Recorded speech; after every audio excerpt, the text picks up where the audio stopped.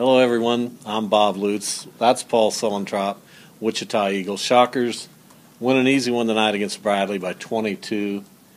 I'm not sure what we gleaned tonight other than Wichita State was able to rest a lot of starters, and coming off that overtime thriller at Missouri State, that's a good thing.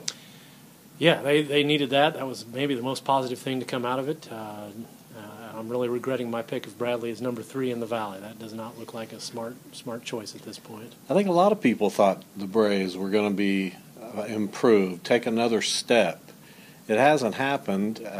You watch that team playing outside of Lemon, very good guard who can score. Didn't see a lot. No, and I really thought they played well. Geno Ford's first 2 years, the 2 previous seasons, played really hard, and yeah, I expected them to really keep progressing this year, and I'm kind of mystified as to what the issue is. Somebody who has taken a step, shocker point guard Fred VanVleet, who, boy, I'm trying to stay away from hyperbole because I know you don't like it when I do that. But is he top 5 point guard in the country? Maybe. I mean, it's hard to know because it's hard to watch enough games to get a feel for that. But who's better? Yeah, that's a great question. Certainly, he'd be up there among whatever number you want to put on it.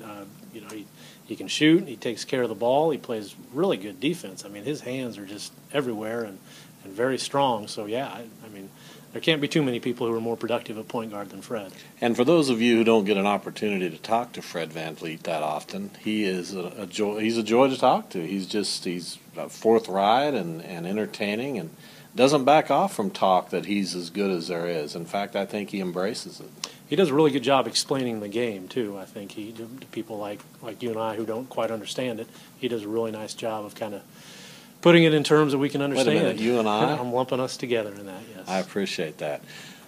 Greg Marshall talked a lot about trying to develop depth on this basketball team. You saw it a little bit tonight. They played a lot of people. Darrell Green had a moment in the first half where he scored 8 points in I think a minute and 2 seconds. Yeah, I think we all know Darrell can shoot. He's a very good outside shooter. I think his issue is, what else can he do to help this team, and what position does he play?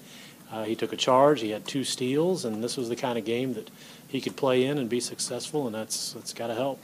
Shockers now 18-0, one of 3 unbeaten teams left in the country after Wisconsin loses tonight at Indiana. Saturday, what could be a battle of Missouri Valley Conference unbeatens against Indiana State. How do you feel about that one?